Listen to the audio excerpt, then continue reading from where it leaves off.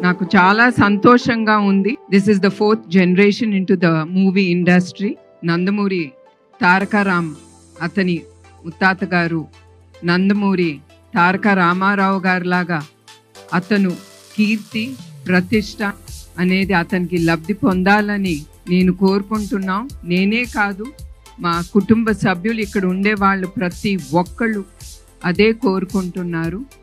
గీత గారికి నా కృతజ్ఞతలు and I wish her all the best. అది ఆవిడ ఫస్ట్ ప్రొడక్షన్ అండ్ డైరెక్టర్ ఈ సినిమాకి వైవిఎస్ చౌదరి గారికి నా గుడ్ విషెస్.